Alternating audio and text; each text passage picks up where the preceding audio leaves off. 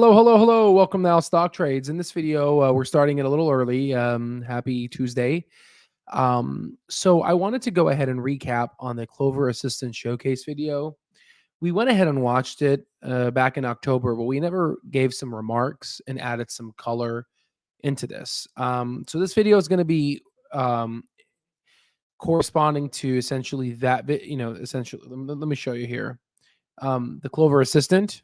And then also we're going to talk about uh, kind of what we expect for the future for Clover Health and some guidance they kind of gave out in their investor presentation, which we'll pull up here as well. And just kind of my thoughts on the market. And yeah, so that's pretty much it. Someone said here, I'm about to sell all my stocks for Bitcoin. Oh, Lord. Okay. It seems that if that doesn't scream, let me see. I bet you Bitcoin has probably increased in price recently. Oh, it's dropping now a little bit, but it's definitely reached an all-time high for the past 52 weeks, I assume. All right, ladies and gentlemen. So we're going to go ahead and get this started here. I'm going to go ahead and increase the screen. And so, well, first, let me kind of explain to you my thoughts. First off, I've been up all night, been working hard, lab research, licensing exam. It's been definitely a challenge. But what else am I gonna do, right? Do Uber? Come on now, right? I'm just kidding, right? I like the challenge. So, in this regards, the Clover Assistant is part of Clover Health, and there's been a lot of talk about this particular side of Clover. A lot of healthcare analysts don't quite understand it because they're not doctors, right? And I'm going to give you a perspective from my point of view as someone who's done clinicals and someone who has an appetite for technology and has really seen just the terrible workflows that doctors have to do and all the unnecessary stupid clicks that they have to do in order to take care of their patients. So, um, yeah. So when the Clover Assistant rolled out and when they basically brought this presentation into our eyes, a couple things stood out to me. This is Dr. Kumar Dhammaranjan, a very renowned cardiologist and well published in prominent scientific journals, such as the New England Journal of Medicine. And what he's trying to explain to here is this is the typical workflow, let's say, of a workup for a particular patient. And as you can see here in the upper left, you get an integrated, symbiotic workflow between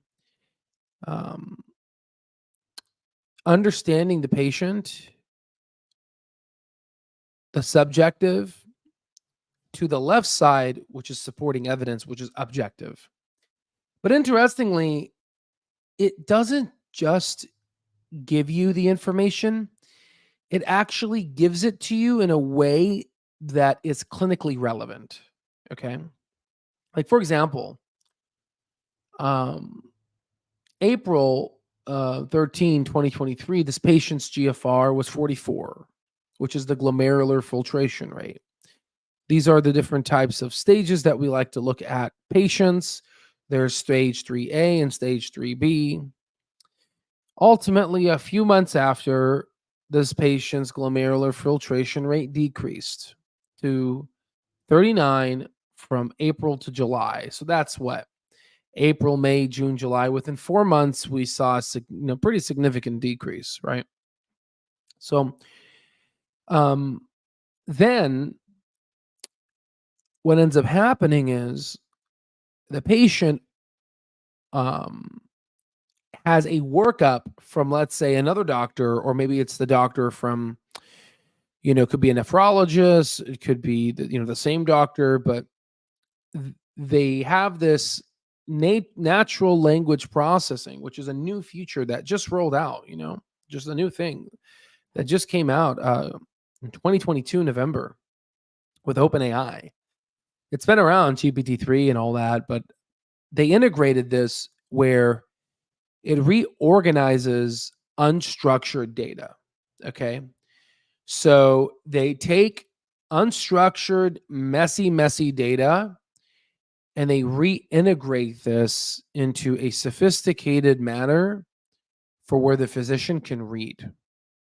Now, from my clinical experience, when I was doing my family medicine rotation, I was, I was with this really great family doctor. He's been practicing medicine probably longer than 50% of the people. No, probably longer than 80% of the people watching this video, right? He's been practicing medicine for over 55 years. It's a long time. He's an old doc, right? So, interestingly, actually, wait a minute. No, yeah, over 55 years. Yeah, I think in the 60s. It's insane. Unfortunately, as I was helping him with the Epic electronic medical health record system, I was watching the patient's glomerular filtration rate dropping, but I was watching the physician not address this. In fact, there was a point where I had to interject. I said, "You know what, doc? Can I say something, please? The patient's glomerular filtration rate is decreasing. What are ways we can tackle this?" Right? And we talked a little bit about medication adherence. We talked a little bit about X, Y, and Z. But ultimately, it was a lot of hand waving and a lot of just kind of wizardry, and not a systematic way of treating each and every patient that's organized, that's data driven.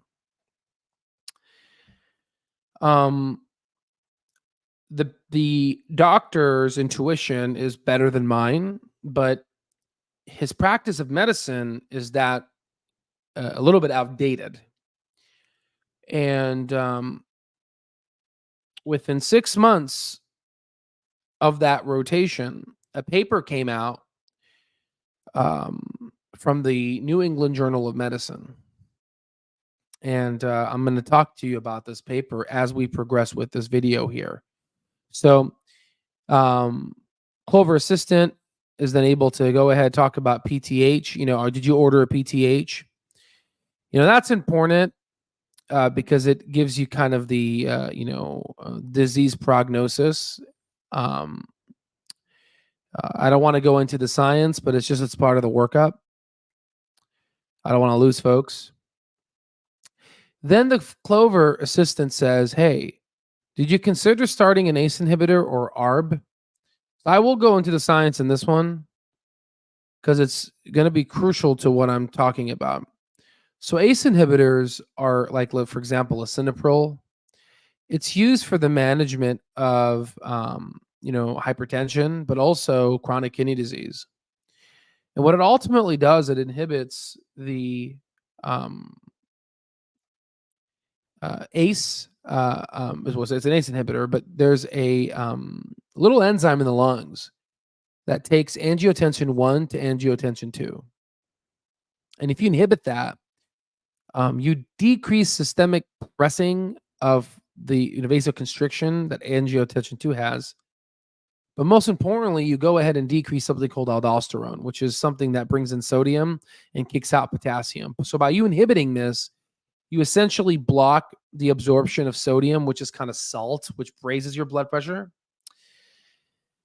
So interestingly, it does cause hyperkalemia, which is an increase in potassium, which is why it gives you, hey, make sure you check the potassium because, patients that have, let's say, heart problems, they could get affected by this. But ultimately, ACE inhibitors have been discovered to actually decrease mortality and make people live longer suffering for chronic kidney disease. It actually is one of those things.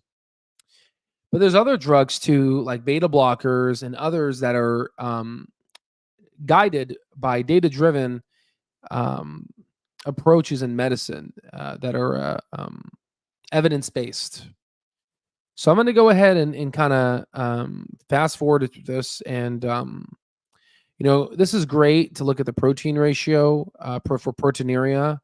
It's a sign of to see if how good the kidneys are essentially functioning. Are they losing protein? You don't want them to lose protein.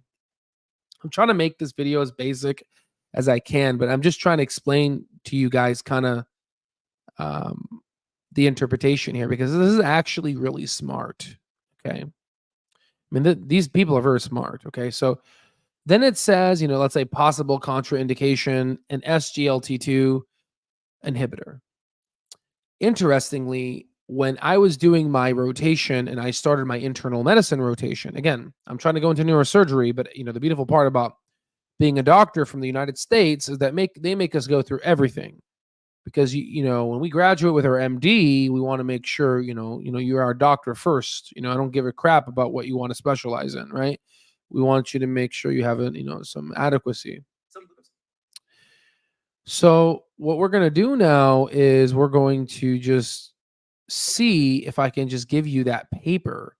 In fact, I actually sent this paper out back in way back when, during my rotations, SGLT2, because I was doing my internal medicine rotation, and all of a sudden, let's see if I can find it here. Amy Stussman, one of the internal medicine block directors. Anywho, I can't find the thing here, but I think it's the journal, New England. A paper came out.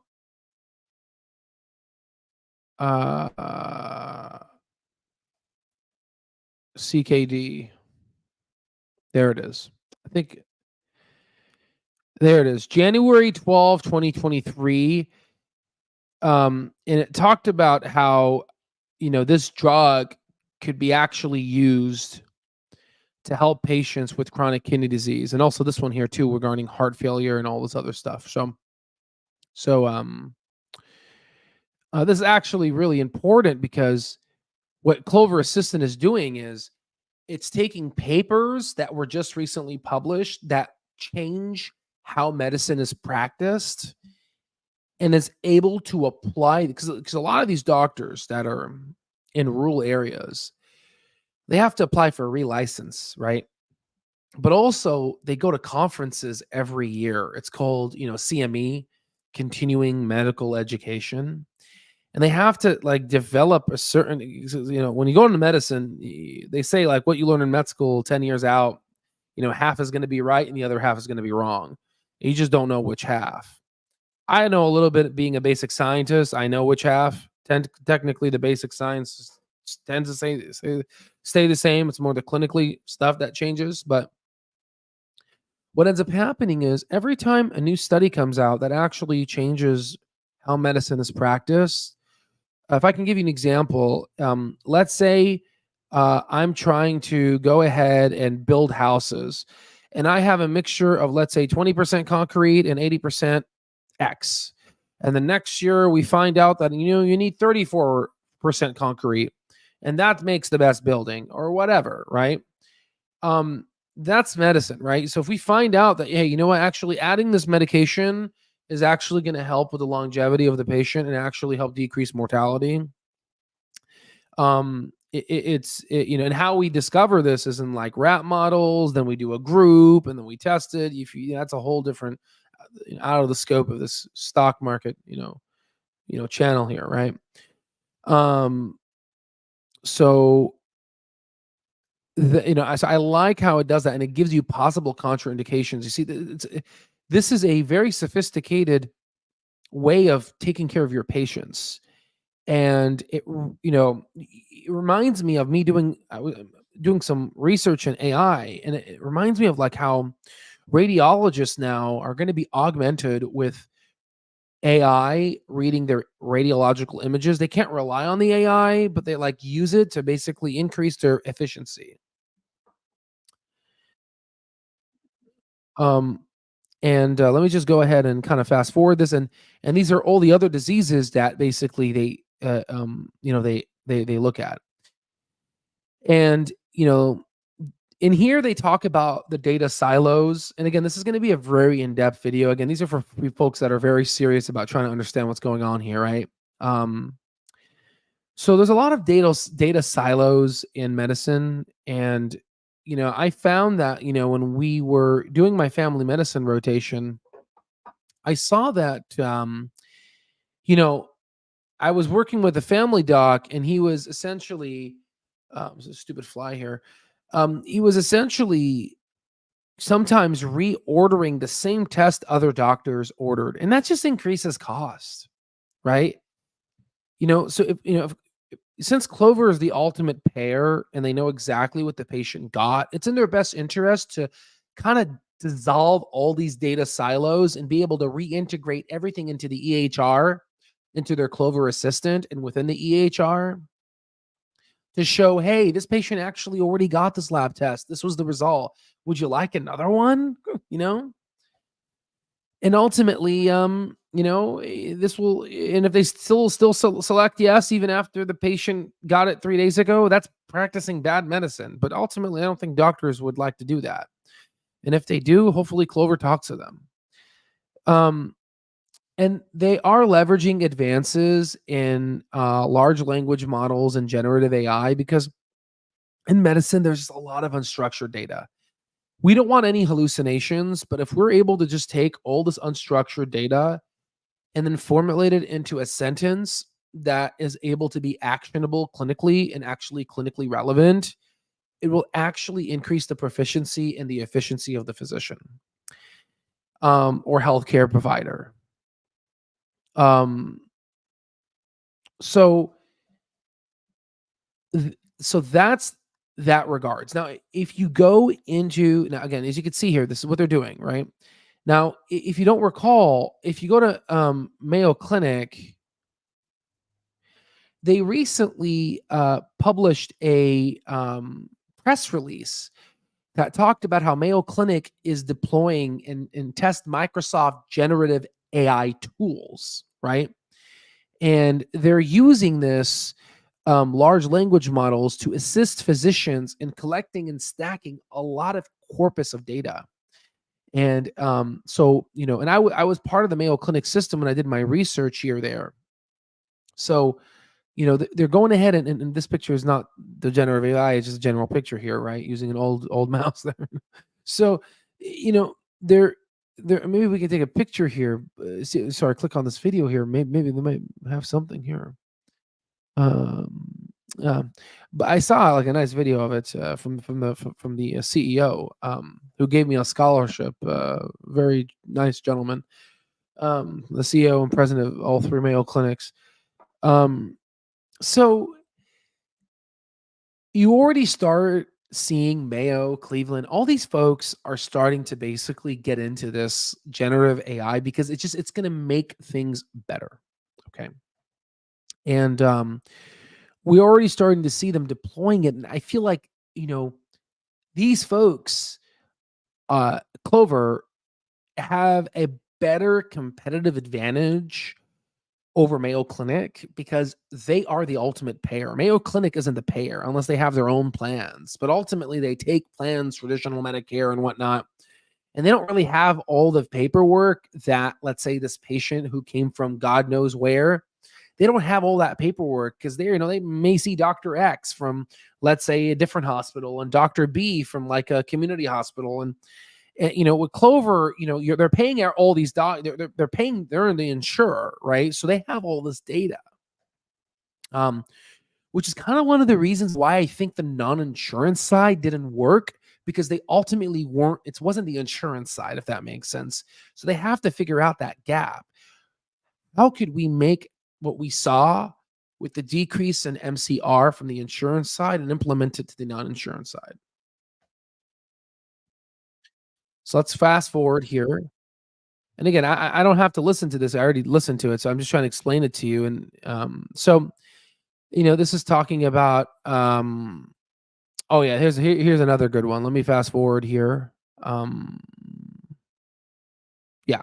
So this one I was talking about when you have a patient discharge from a hospital, and let's say labs were ordered. A lot of physicians talked to Clover and they gave him feedback and said, "Listen, could you go ahead could you go ahead and essentially let me see here. Yeah, you know what, man? I have been up all night.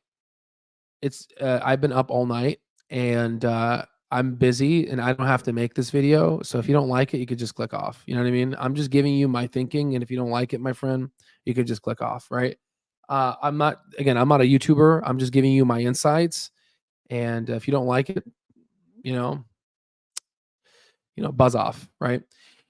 Uh, so uh, what we're seeing here is physicians went in and they came in and they said, we needed to go ahead and give them feedback. And they took in the physician's feedback and they integrated these labs all together from hospitals and whatnot. And what they found was that this ultimately will decrease the cost because then the doctors don't have to reorder labs that the insurer ends up paying. So you start seeing this just positive feedback loop of an insurance platform that's actually listening. You see, if you go ahead, talk to any doctor that exists within our healthcare system, they're going to tell you that they effing hate the insurance, insurance programs. They hate the insurer. They don't like Humana. They don't like United Healthcare. They hate these people. These people don't just when you talk to them, they just don't listen. They don't. They tell you how to practice medicine, and they're not doctors. With Clover, because they're so focused on with the Clover Assistant that the only reason why they became an insurer was because they want to democratize their software. That's the only way to do it. You can't just go outside a doctor's office and say, knock the door and say, hey, here's my software. They're going to say no because they don't have time. But if you're the insurer, well, then things are different, right? So that's ultimately what's happening here. And you click on the discharge summary, it gives you this. And then what's going to happen is they're going to use generative AI to give you the most detailed orientated things. So then they go in, they talk about more of the data silos and whatnot. And then they talk about the lab panels and tests that they're able to get. And they're combining the EHR integration. And this is where they show the integration. This is actually huge. I believe this is Athena. And you can see this could be Epic, this could be Cerner. What's happening now is you have a platform in which the doctor uses their, to take care of their patients. And then they click on this button here and the Clover pops out. And then what I saw is if they click the button, they're able to take the codes, and codes are annoying, right? And they're able to take the codes and they're able to integrate the codes into Athena automatically. And this type of integration is incredible and it really saves the doctor time. Now, the only thing I would say is, it's still causing the doctor to click around a little bit. And there has to be a way, if they can, to where the doctor is able to work on the Clover Assistant, and somehow the Clover Assistant is able to take over and make it a little bigger screen. Because if I was a physician taking care of this, I would what I would do, and this is what Andrew Toy was saying. I would essentially open up a new computer and just log in and do it separately because this is a little too small for me. But if we had a way to essentially make this bigger, and then they put in the information with the Clover Assistant, and then they just press a button, and the Clover Assistant automatically integrates that information to the Athena, Epic, Cerner, like just one button like that, guys. Holy moly. That will literally change the game, and it will cause the Clover Assistant to be the main user of this, where they just play. So, and that's what they're working on. These people are not stupid, right? That's what they're working on. Okay. So there's that. So let's fast forward here. Okay. So we got the integration in so let's go ahead and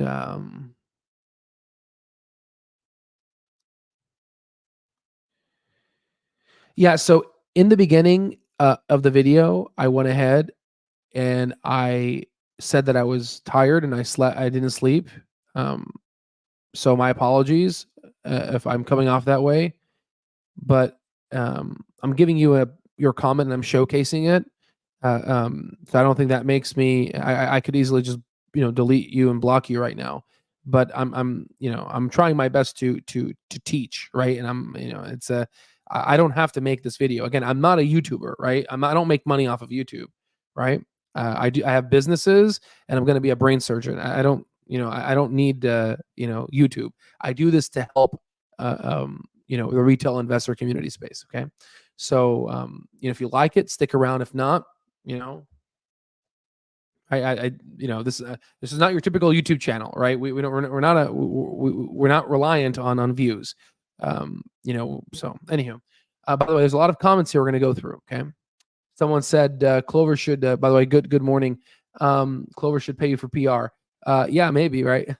But what you're seeing here is you're seeing these folks that have really tremendous ML, which is honestly, first it was called data science, then it was called machine learning, now it's called artificial intelligence, right? So it's just a bunch of names for the same damn thing. But you're getting all this just messy data from the pharmacy, customer service data, integration, lab results. I mean, this is a messy business, right? And they're basically taking it into creating clinical insights. And then they have the interface, this is the higher level of thinking. They really go in and utilize the interface. And some of it may be blocked by other EHRs, but hopefully they can get around that. But overall, oh yeah, and by the way, yeah, it's okay, man. I totally,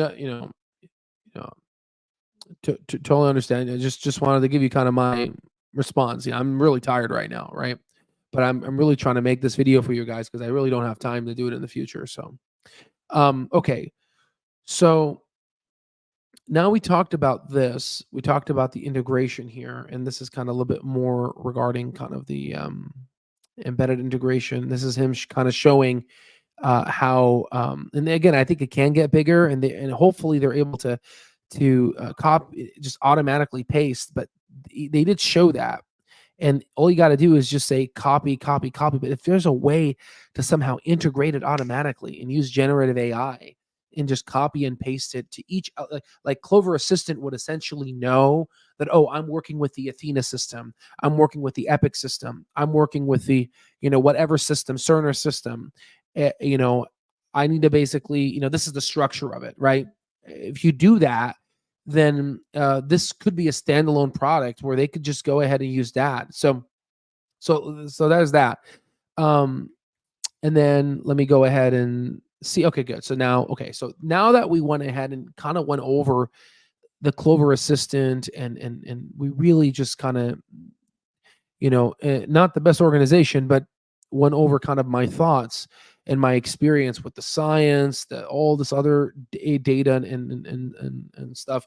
Now I want to go ahead and focus a little bit more on the future of this technology. So let's go ahead and let's just kind of talk about that real quick here. Okay, guys. So where do I see this? Well, if I was a physician using Clover Assistant, they pay me more, right? Because I'm doing more work. I'm technically doing a little bit more work. Obviously, I'm benefiting from this work, but I'm doing a little bit more work. So I'm getting paid more to see Clover patients. Now, obviously, this is not a conflict of interest, but I'm not going to lie to you.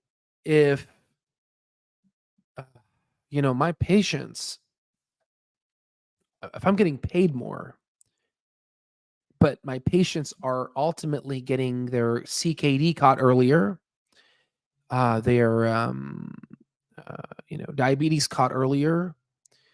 I mean, hell, if usually patients talk to their doc. Hey, doc, what Medicare Advantage plan do you recommend? I'm gonna have to say I'm gonna be like, well, I like Clover Health. I get paid a little bit more, but what we've seen is that people that have Clover Health, they tend to live longer. They have more. Well, that's really cool. It's a little highlighter, but you can't really see it. Right. They live longer. They have we get to catch their diabetes early. X, Y, and Z. Ultimately, as a doctor that is using Clover, I feel like this is going to spread through the physician. I mean, I'm just looking at this right now, and they're solving issues that just annoy the crap out of doctors. These are, I mean, and how do they know this? Well, because they've been saying it from day one. It's a software created by doctors for doctors, right? And it just makes like I'm not gonna lie to you guys, like if I wasn't interested in neurosurgery, I would totally say, man, this makes family medicine fun again, right? Because it's giving you, it's doing the work, right? And you just sit down and talk to the patient, and it tells you, hey, did you consider this? I'm like, yeah, let's do that, right? And you're just having fun talking to the patient, and that really is the joy of medicine. That life in our system just takes a dagger and cuts open the heart of third year and fourth year medical students and residents, and just puts a bomb in the chest and just explodes any passion people have in medicine because of how disgusting our healthcare system is. So just to give you guys a little bit of example how dark healthcare is, it's crap. I'm behind the curtains now, and I don't like what I see. Don't get sick in this country, right? But with Clover Assistant, what I'm seeing is something marvelous here. And they just got to work on the integration a little bit more, but they have something. They really do. But I don't think, like, I always thought like potentially it's the patients that are going to be spreading, hey, you should be on Clover. Hey, you should be on Clover. And maybe they are. But I think the doctors are going to be spreading word of mouth here. Are they going to say, hey, I love Clover. I love Clover. The question is, are they going to go ahead and there's going to be competition? I don't want I don't want the other person to have Clover. I want all the Clover patients, right? So they're going to have to somehow find a way to, make doctors make more money for advocating for Clover. But overall, ultimately, this is kind of weird because if you get paid for something, like how can you recommend it for a patient? It seems like a conflict of interest. But ultimately, if you're recommending something for the patient that ultimately is going to make them live longer, I think that supersedes ethical values. To all the physicians that are watching, can you kind of help me out here? I don't know. I need some experienced physicians, global minded. I mean, help me out here, right? I don't know. This is a bit over my pay grade, right? I don't know. But ultimately, I don't see an ethical issue here. Until the physician needs to say, hey, I get paid a little extra by using this, but ultimately my patients live longer and they're healthier, right? So there's that. So that's how I think Clover Health is going to spread. I think it's going to spread by the doctors. The doctors are going to be the ones that are going to say, hey, and we also need some, we need to figure out a way, if this can get into academic PubMed research. I mean, this can be published not from Clover, but an independent study. But then that's like proprietary and all this information out there. So it'll help, but will it help that much? I leave that to Clover to decide. But ultimately, let me go ahead and log in here for Clover, and let me show you something else here. Let me show you something else. Look at the investor relationship page here. Investor relation, financial releases, quarterly results. Okay, so let me go ahead and look at Clover here. Okay, so let's open up the screen here, and let's here. Okay, so goals of 2024 and beyond. So they went ahead and gave us this. So the first one is adjusted EBITDA profitability. Targeting full year 2024 positive adjusted EBITDA as Clover Health continues on its path to profitability. You know, they're not going to become net income profit. They're still going to burn cash, but they're going to have free cash flow positive, which is able to sustain the business. Then they're expecting in 2024 to return to 3.5 star ratings with a pathway for further upside. There's another company that we're going to be talking about. I really like them. It's called Alignment Health. They're actually increasing in memberships. They actually also upgraded to 4 stars. So they're a lot better than Clover from that regards, but their MCR has increased versus Clover's MCR on the insurance side decreased. So, there's a give or take. They're going to be more sustainable and they're going to be profitable, but this is kind of what I'm talking. That's what I want to pivot to right now, guys, right? Expansion of offerings, new go-to-market capabilities that widen our ability to manage more Medicare lives. Didn't say Medicare Advantage lives, but if you don't recall in the last earnings report, they went ahead and they talked about how the analyst was saying, hey, I thought the non-insurance side was just fully composed of ACO and that's it. Are you telling me there's non-insurance Medicare Advantage side? Because I'm telling you guys, if this is truly the case, and if this works, and if this Clover Assistant helps my patients live longer, then I would want a Humana patient on this. I would want a United Healthcare patient on this. I would want Clover Assistant everywhere because it's just going to make my life easy. I forgot to say one thing. Another thing I want to talk about is the director, the guy who's responsible for the EHR integration, their ML scientist. He said that what they're working on now is the ability to have ambient scribe dictation. Now I've seen other companies do this, so it's not really that big of a deal. But if an insurance company already has this on there, we always are scared of HIPAA. And if the insurance company has this, well, then who gives a crap, right? It's the insurance company. It's HIPAA certified, right? For folks that don't know what I'm talking about, let's say if you're like, I'm talking to you and you're explaining to me what ails you, and I say, how long have you had this? And well, doc, I had this a couple days ago, and now I'm starting to get a cough, and so as you're talking, this AI is able to record and transcribe what you're saying, and is able to then use the generative AI to put it in a very structured format. And if you don't recall, if you go to ChatGPT, they're on the audio, their ability to take in the audio and convert it into text it's so good.